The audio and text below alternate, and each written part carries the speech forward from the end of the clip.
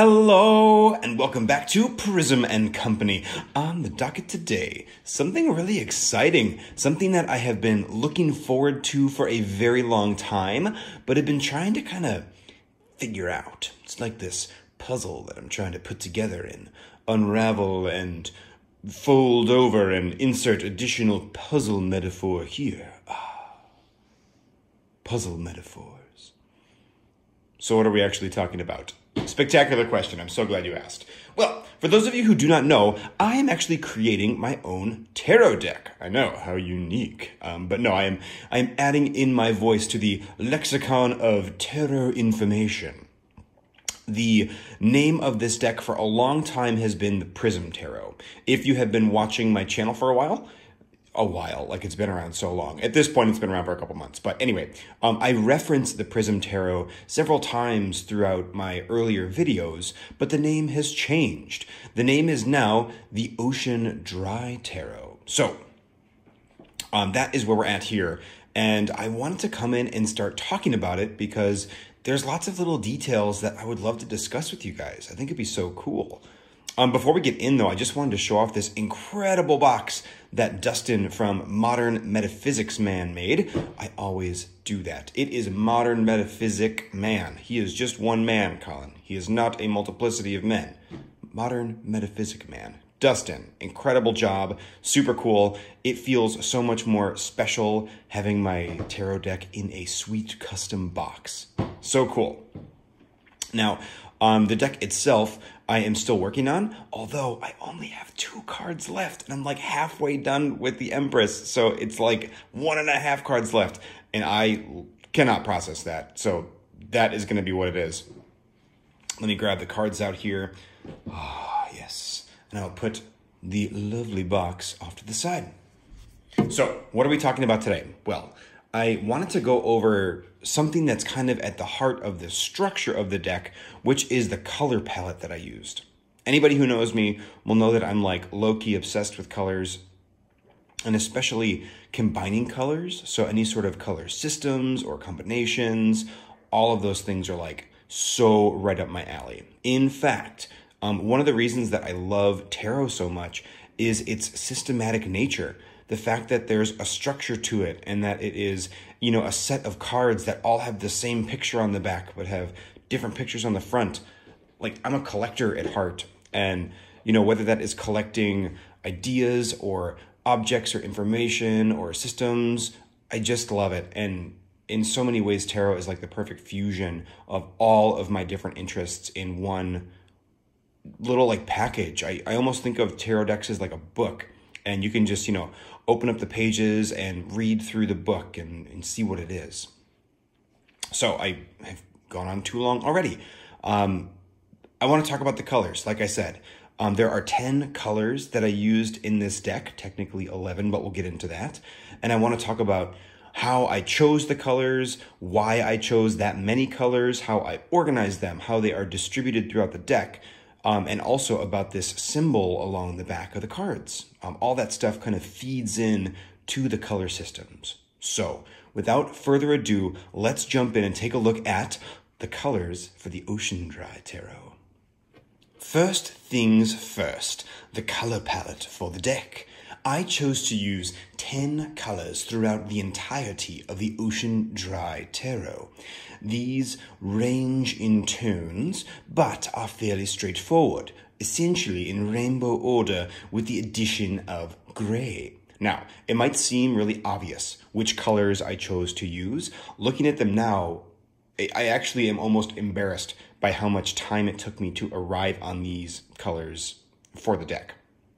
Now, there's a very particular reason that's true, and that's because there is a very specific way that I distributed colors among the cards in my deck, and it was very systematic. So even changing one color, let's say I changed light green to medium blue instead. That is a change that I made often and then would change it right back. That has major implications for many of the suits in the deck, for many of the major Arcana cards, just all sorts of stuff. And I'll show you exactly how and why that works too. But, you know, I kept kind of coming back to this spread. The one color that really threw me for a loop for a long time was gray. Now, gray I ended up loving in the deck, and I still do. But I wanted to make sure that the deck was full of color, and gray is not technically a color. It's a shade of white. And, you know, white and black are not colors. They are the all or none of colors. So from like a nerdy artistic perspective, I was like, Colin, you can't have gray in this deck. Gray is not a color. And then finally, at the end of the day, I was like, who cares, Colin? Like, obviously you do a little bit, but like maybe cool down for a second, because it just worked well. Gray is such a neutral that it fit in excessively well with the cards that I was trying to make. And it didn't throw off the balance of cold colors and warm colors, which I really wanted to maintain. So obviously I ended up with gray. Gray was brown many times throughout this deck. There was many a palette that brown showed up in, which worked so well, so darn well, but I think gray works better at the end of the day. So that is what it is. I am certainly very settled with this color palette now, given that I only have two cards left to make for the deck. I'm actually kind of worried to be done with this deck. It has been such an integral part of kind of my life, just to be totally frank, for the past so many years, that I don't know what I'm going to do when this project's over. And I think about that for a lot of projects, but this is the first really big one that I've done. And the reason I did this project was to kind of prove to myself that I could do it. So yay, Colin. Pat on the back, golf clap for you. You're almost there. I don't want to, it doesn't matter. I'm very proud of myself. I'm very excited that I'm finally here. And I'm super duper happy with how it turned out. Now, we have these 10 colors that we talked about. I also just want to talk about the basic structure of the cards, and then we'll kind of get into how the colors are being distributed amongst the suits. So here I have a minor arcana card. We have the Ace of Swords. We'll take a look at everything too. I have a court card, the King of Swords, and I have a major arcana card. This is the extra card, card 217, OceanDry. Anybody who also knows me will know that I am like low-key obsessed with the number 217, so there had to be a 217 card in my deck. Now, the compositional structure for these cards is, you know, gaining more and more color as you go. So I have just a small little sliver of color in the center for all the minor cards, and they all fit essentially within this square format, obviously breaking that mold sometimes. All of the court cards are the inverse. So, you know, you could fit this square in that space, but instead of that being filled, we now have the color on the outside. The suit symbol is always colored in the center too. We will talk about that. And then the major arcana cards are always full color. This is the only card in the deck that breaks every single rule that I have. I didn't give myself any color restrictions. I just let myself go nuts and, you know, kind of put whatever I wanted on it. Let me actually grab a different major arcana card here. The Emperor, for example. You can see this one follows the rules more. And when I say follow the rules, I'm referring to these colorful dots along the top. Now, basically, most cards in the deck have 3 distinct colors. And color correspondences and correlations are extremely important to me. So I wanted to make sure it was very clear which colors were showing up in a card. So I literally put it right on top with the name. And then the court cards have all 5 colors of their suit. We'll talk a little bit more about that too. So court cards have 5 colors, majors and minors both have 3. Cool. I want to focus in for a second on, hello OceanDry, this court card, because this represents the suits in their entirety as far as their color palettes go. So here we have a cups card, we have a discs card, and give me a wands as I'm like rifling through. Haha, the king. Looking at these cards, you will see, let's do a little more organizing here. You will see the color palettes for each suit.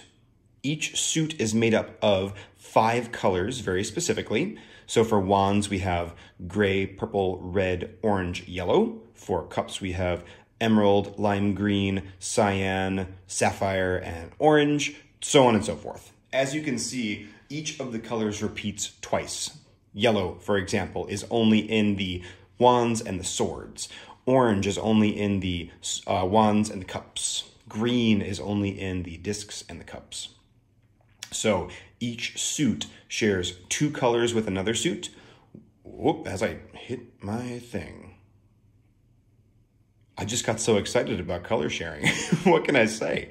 It shares 2 colors with one suit, 1 color with an opposite suit, and then 2 colors with another suit. So let me give you an example of that. Let's take wands here.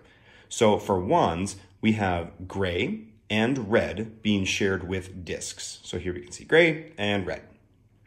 We have 1 color being shared with the suit's opposite, which in this case is cups. So we have orange being shared between them. And then we have 2 colors being shared with swords. So we have purple and yellow. And then we can see purple and yellow. And that is true for each and every suit.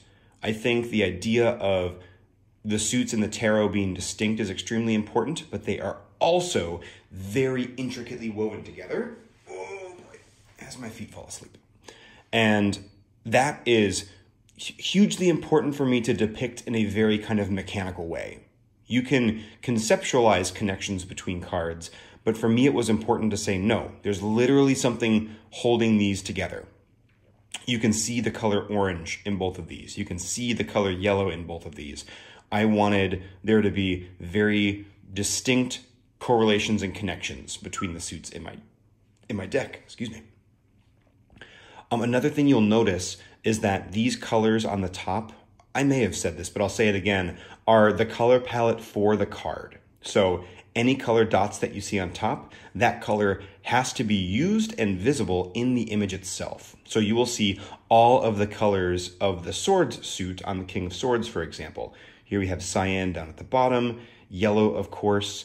We see flares of pink on the top and on the side here, plenty of purple in the background, and then that dark sapphire blue kind of sprinkled in as well. And you can do that with all of these cards. You will always see each of the colors present on those cards, and especially for the minors and the majors, that gets really, really important. Cool. We will also talk about those suit symbols here in a little bit, but I want to show you a more visual representation of how these colors mix between the suits. I've had to do a lot of takes of this video because apparently when I'm talking about my own tarot deck, my thoughts go to absolute jello. I can't formulate ideas. I can't get them out correctly. It just all becomes this effervescent mass that I'm quivering and stumbling through. Where if it's whatever, the Mermaid Tarot by Dame Darcy, I'm just yeah, check it out. Look at all these things. And I can speak very confidently. So if I repeat myself a little bit or a lot bit, do please forgive me. I literally don't remember what I've said in those takes, so I'm going to try and cover this as thoroughly as possible. Anyway, minor disclaimer out of the way. This on the back of the card is the symbol for the OceanDry Tarot, and it actually depicts a prism, or a faceted stone. When this was the Prism Tarot, that was a really direct connection. I think it still fits extremely well for the OceanDry, kind of metaphorically for the deck. But not only is this a visual representation of a prism, but it is also a symbol that shows how colors mix within the deck. And I'm actually really proud of how this symbol turned out. This version of the symbol, I think, looks really good for a back of a card. I specifically made it messy because humans are messy, so as structured as tarot wants to be, it was created by humans, so it's going to be a dang mess the whole time. And I wanted that to be part of the depiction here. And also, if we look at these cards, I'm an abstract artist. Super clean lines are just not for me these days. I like a little bit of grunge, a little bit of grit. I want some stank on my OceanDry symbol.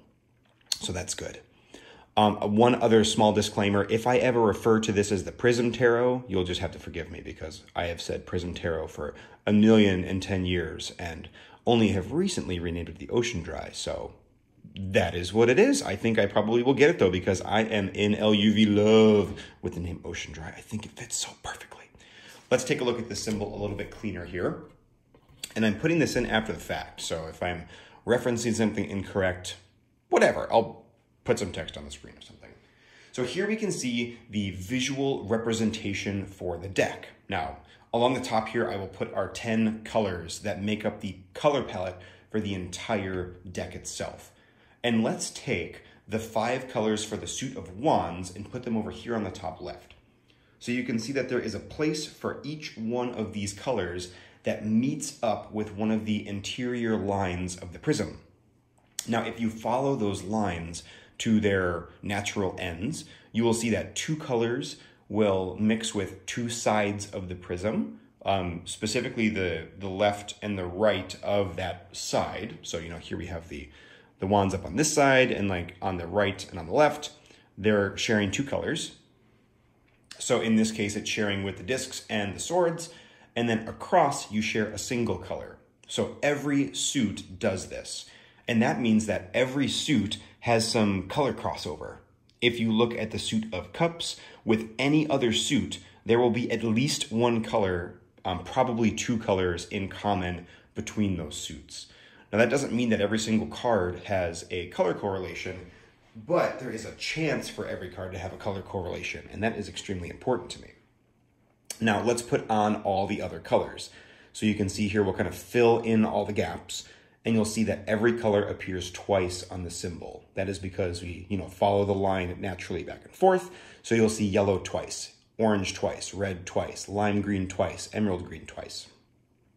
And that level of kind of like consistency of representation was really important to me. I didn't want green to dominate the deck, for example, or blue. Blue easily could have taken over with this being kind of a ocean-themed deck. Even when it was the Prism Tarot, I still kind of knew about this ocean-style theme that was going to go over the top of it. So that was always a real risk for me. Now, there is even more blending beyond this, but this is the way that colors will share between each other. Now, if we take a look, say, at these court cards again.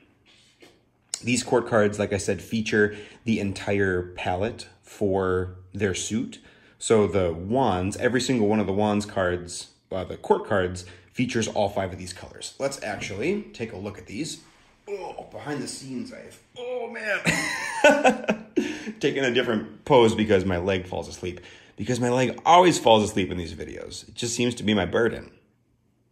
I'm also sitting on the floor, so that's my own fault. Here we go. There's the princess. Get a little sneak peek at some of the cards too. There's our prince and our queen. Fantastic. Now, these are the only cards in the deck that have the same color palette across. Every other card has a unique palette. But I did try to highlight different colors on these different cards. So within each one of these, there's an interior color that is different. And then you can see I've kind of like spread those colors out. So there is some variation there, but you will always see the entire suit color on any of the court cards, which is also kind of a bit of a reference. So if you're ever curious, like what colors are in wands, you could grab out one of the wands courts. Doesn't matter which one, take your pick, and you'll be able to see it. Very cool. You'll also notice as we go that the colors always appear in the same order on the top. Those 10 colors that I have here, I line them up in a very specific way so that like gray is always on the left, for example. So you'll always see gray as the leftmost dot, and then, they kind of filter in. So as there are different colors, let's say that gray, red, and yellow appear on the card. Gray will be on the left, red will be in the middle, yellow will be on the right. If it is gray, purple, and orange, same deal. It's going to follow that same order. And as things get a little bit mixed up and jumbled within the suits, that consistency helps you to be able to figure out kind of like what the master order is. If you're curious, you can sort of reverse engineer it or look at it right there because that's it. Just lovely. Okay, cool. So back to this symbol, back to the symbol for the OceanDry Tarot, we have this color mixing built in. It is the key to show you how the colors blend from one suit to the next. But if we were to count up the individual shapes on the interior, like these triangles, for example, and these larger shapes, they are 40 strong. So there are 40 individual slots. those 40 slots represent the 40 cards in the minor arcana, excluding the court cards. So there are 10 for cups, 10 for wands, 10 for swords, 10 for discs. That numeric representation is really important to me too. I love symbols and numbers. So having a symbol that is not only the key to the deck, but also the, like kind of has a space for each individual card was very important to me. Now that goes a little further too. Around the edge, like I said, we have 20 spaces for colors. And again, that's, kind of like lining up the colors on either side. And so we have 20 cards there, which are our 20 major arcana cards, but there are 22. So we also have the card that is at 0 and 21. So 21 surrounds the symbol because it's everything. And then 0 is, of course, a literal 0. So it also surrounds, but it's also none of them. So there is a spot for all 22 cards there as well. Now this deck, does have an extra card. So it is a 79 card deck, which we talked about with OceanDry. And this doesn't really even exist within the deck itself. Like I'm not sure. It's not finished yet, but I don't think I intend to read with this card. I'll have to see. But this one does kind of break the rule of this symbol a little bit. But again, I'm totally fine with that because I needed a 217 card in there because it's me. And then finally, we have the court cards, and the court cards kind of make up the edges. So we have the full color palettes on the sides. So we have, 4 sides of our symbol here. The court cards fit on those 4 sides. The court cards fit the least well in my symbol. I also think that they fit the least well in tarot holistically. I find them extremely annoying, but that is what it is. So let's take a look at why I chose to pick 3 colors, 5 colors, and 3 colors for the cards. Next, right now, stop talking, Colin. This is 100% why I was afraid to make this video and basically any video about my deck, because I just feel like I'm an idiot when I try and talk about this. I don't feel like I'm an idiot holistically, but I just can't express these ideas in a way. I think just because I've thought about them so much, or they've been on my mind for so long that I've lost the narrative thread. They just kind of exist as a network of ideas now. And it's hard for me to untangle it in a way that is meaningful. So again, hopefully this is interesting. We'll see where it goes. Now, why did I choose 3 colors for each of the minor cards within a suit? That is because if you take 5 colors, so remember each suit is made up of 5 colors, there are exactly 10 combinations of 3. Now, how handy is that? Because there are exactly 10 cards within each suit. So if we take the suit of wands here, you'll see that each card is made up of the color palette of wands here, but none of them are the same. Now, there are some that look similar, especially the gray and the dark purple. Those colors look similar, but the cards are in fact different themselves. But I just loved that super even distribution.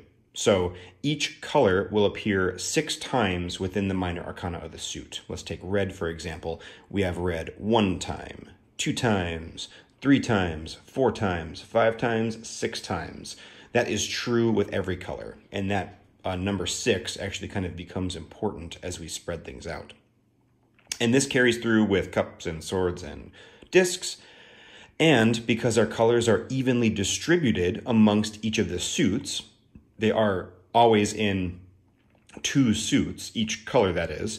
That means that we have the same number of color pips throughout the minor arcana. And even if you add in the court cards contain all of the colors for a suit. So they will also be evenly distributed. So I really wanted to make sure that every color had the exact same amount of representation. I didn't go so far as to volumetrically, disperse color. So I don't know if red has more square footage, let's say, than yellow in this deck. That was a little bit too far for me. I at least wanted to make sure that yellow was visible on 6 cards. I wanted to make sure that gray was visible on 6 cards, those types of things. For the court cards, I'm going to pack up the minors here. Oh, am I? There we go. For the court cards, they are 5 colors. Now, that is again to show off the entirety of a palette, but this is also to kind of inform how I read court cards. I read court cards in a very Thoth-y way, which should be no surprise to anybody who knows me because I read Thoth as my primary system. I actually read the OceanDry as my primary system now, but you know, the Thoth heavily inspired it. And the way that Crowley approaches court cards is that they are elemental overlaps. So the Queen, for example, is the watery part of fire. That is because wands represent fire in the tarot, and cups are water, and he associates queens with the cups, so the queens are water. The princes are air. Princesses are earth. So what does the watery part of fire look like? What does the airy part of fire look like? What does the fiery part of fire look like with the king? And so I wanted to make sure that those elemental overlaps were also present in the top here. I wanted there to be, you know, like let's take the Queen, for example. We have the full suit of fire, but orange is our overlap color with water.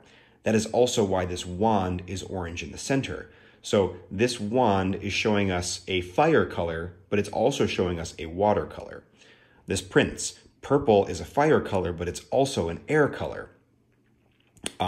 Gray is a fire color, but it's also a discs color.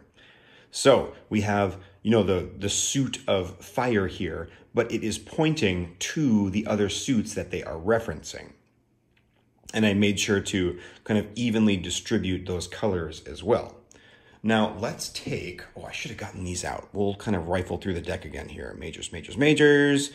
Let's take all the princesses, for example. As we look for the princesses, all of the princesses are the earthy part of their suit. So, you know, it's the earthy part of fire, the earthy part of water. That's a prince, that's a prince. Did I get them all? I think I did get them all. Nope, I missed the, oh, that's right. I pulled it out over here. I've got like all these stacks of cards going, and now they're just a big mess. There we go. So princesses always represent the earthy part of their suit. So let's take all of our princesses here. Oh, and I grabbed the prince. Super. There we go. Princess. Now, this is still true, that the interior color is always going to be representative of that suit's color palette. So the cup in here is emerald green because emerald green appears in the cups. The sword is pink because pink appears in the swords. But if we look at all of these symbols together, that is the palette for discs because these are all the earthy part of those elements. So even though we're looking at very different color palette cards, if we just take the suit symbols here, all of those colors are present in the suit of discs. That is also true for the wands and the cups and the swords. So if you take all of the princes, all of the queens, all of the kings, you will see on the interiors here represented the color palettes for the elemental overlap that is being represented. I was actually pretty proud of that one too. Being able to see those overlaps in a way that still fits with their suit, but highlights the connections between them. So that is why I chose a 5-color palette for the court cards, because I really needed that flexibility to be able to move back and forth between the suits in a meaningful way, because I needed all that representation to be even and show off all of the palettes that you see. All right, let's take a peek at the major arcana. And the major arcana kind of broke a rule in a way. Now, it actually broke rules in several ways. I'm not going to talk about this in this video, but you'll notice that my major arcana is 100% reordered. So I'm missing an emperor at number 1. So if you are used to tarot, you're used to seeing the Fool at 0, the Emperor at 4, the Hierophant at 5, the Lovers at 6. Every single card in the deck has been totally rearranged. I'm going to go into that in another video because it is a whole nother thing that we can talk about. For now, I really just want to focus on the colors. I am going to take out Sun and Moon here. Those are the first and last cards of the deck. You can obviously tell something different is happening. But here we have sets of 3 colors. So we're just looking at those top dots again. So in many ways, they are following a similar pattern of the minor arcana in that we're seeing 3 colors at a time. But all of the minor arcana break the rules of the prism, the key on the back of the card. None of these color palettes can be found in a suit. So take Fool, for example. That one just caught my eye. Emerald green and pink both exist in the suit of discs, but discs does not contain yellow. Pink and yellow exist in the suit of swords, but swords does not contain green. So there is no way to get all of these colors together in a normal suit. There is no way that that combination would happen. Now, there was actually a huge amount of color pairings that I didn't use. If you take 10 colors and think of every 3 color combination, there's like hundreds and hundreds of combinations. I forget the exact number. But what I did is I took all of those combinations and I used each color evenly. So I used each color 6 times. Now, if you remember, there are 6 colors, or each color is used 6 times for the minor arcana, 1 through 10. That is also true with court card, or I always do that, the major cards here. That number 6 has ended up being really important for how colors mix and match with each other. Now, this isn't the full set of cards, so it might not work, but let's take pink, for example. We see pink showing up a couple times there. Pink is on the star. Pink is on the tower. Yeah, there's a few cards that I'm still working on that I haven't printed yet, but pink shows up 6 times. It is also on the Empress and on the World. I'm very excited about the World, and the Empress is coming along great. So if we were to take a look at the breakdown here, these are all the different color palettes of the major arcana. And again, just for clarity's sake, take red. Red is showing up 6 times. Orange is showing up 6 times. Yellow is showing up 6 times. Lime green is showing up 6 times. Emerald green is showing up 6 times. You get the idea. These colors are very evenly distributed so that, again, there is enough face time for each of these colors within the deck. And it gave me cool opportunities to get different palettes that you wouldn't expect or that you wouldn't be able to get if I stuck to such a firm system. There are actually plenty of cards in this deck where there are color palettes that I'm a little bit like meh on because I was so structured in the way that I created those palettes.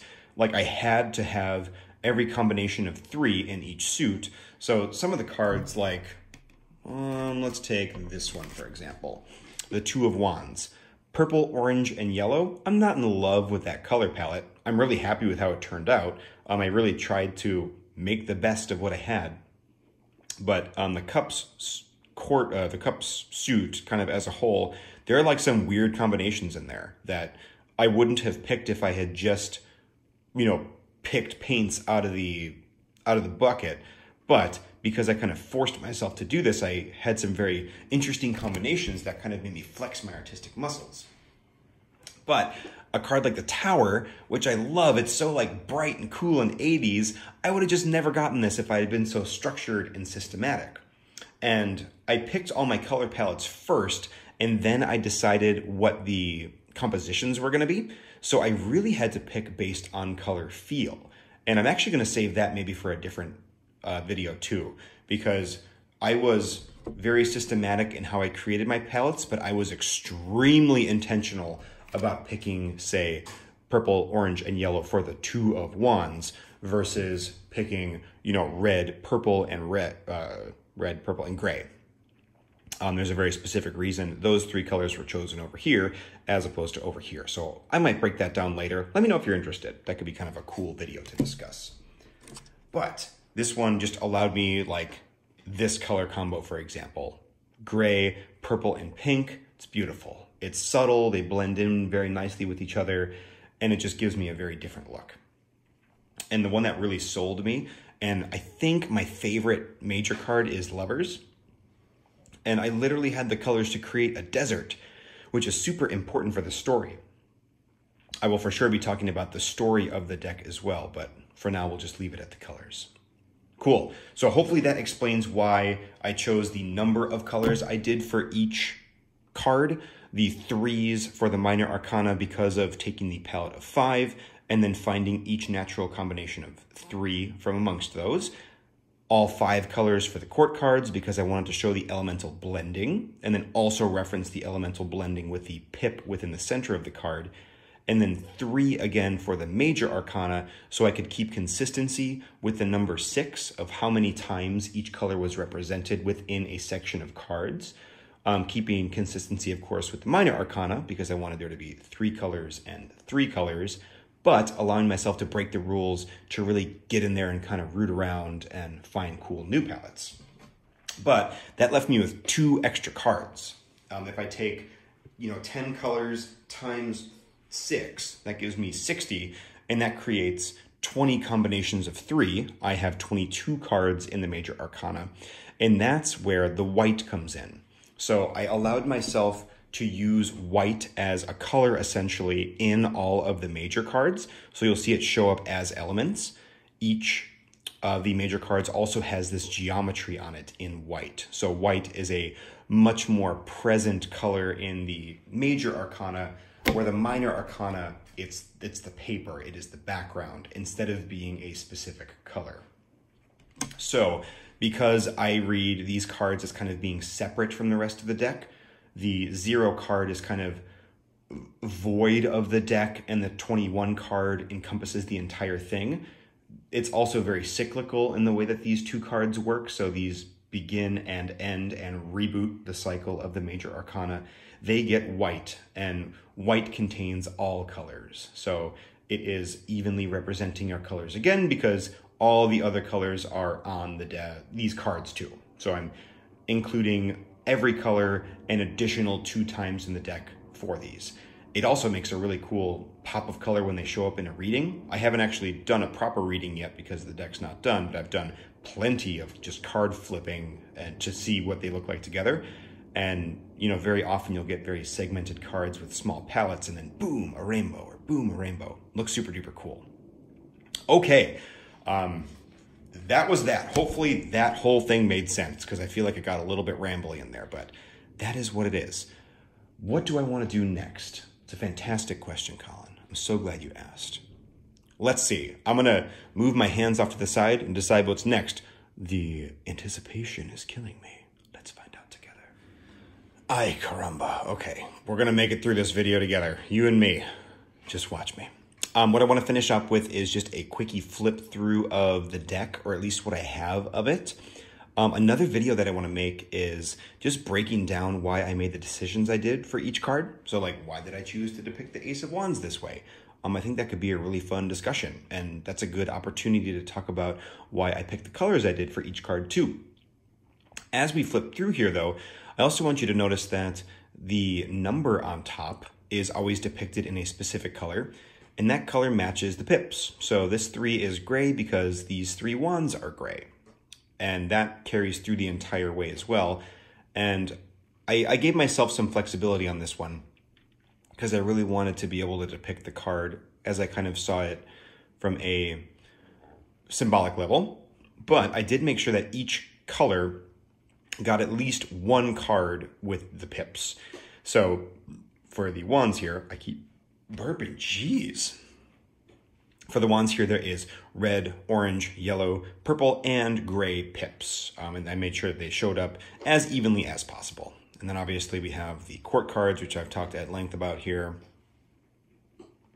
And then same deal for the cups.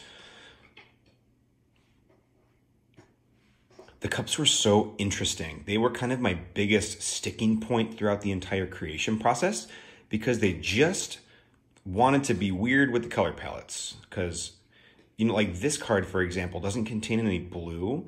And for me, cups are water, and water is so tightly associated with blue that it was hard to really break out of that mold and think yes, orange could certainly fit into a cups card or, whatever it was. And I actually had several versions of the color palettes that were just tons of blue. There was 3 different shades of blue because I wanted cups to feel more watery, but I ended up not doing that because that also made, I think discs or something feel more watery. because again, every color really shares with each other. Oh, I love the Minor Arcana so much. I think that the Minor Arcana never gets enough love in tarot decks, which is another reason why I spent so much time and effort creating these kind of overlapping color schemes, because I really wanted to give them a little bit of time to shine. And the court cards are there. I really like how they turned out, but man, court cards just really weird me out within a tarot deck. I just don't understand why the heck they're there, quite frankly. It seems like such a carryover from the game that tarot used to be. But hopefully you guys enjoyed. I'm going to be, of course, editing this shortly and putting in all the diagrams and colors and things, so I'll see how much of a mess I made. I don't think too much of a mess, but who knows? Who knows? Who knows? And then here is our Major Arcana, or at least what I have of it. If you are interested in seeing more images of the deck, instead of me just like wildly flipping through them, feel free to check me out on Instagram. I am at OceanDry Tarot. You can see all sorts of sweetness and goodies and updates as I post new cards. Although I won't be posting new cards for long because, let's be real, I'm almost done and that feels amazing. And then definitely other videos that I'll be making are the story of the Major Arcana. Come on now. The reasons why I rearranged them. I have full intentions of making those videos too. I just have to figure out how to do it and make it a little bit more palatable than just me rambling like this. Thank you so much, everybody, for stopping by. I really hope this was enjoyable, and I cannot wait to show you guys more about some of the decisions that I made with this deck. Thanks, everybody. Bye-bye.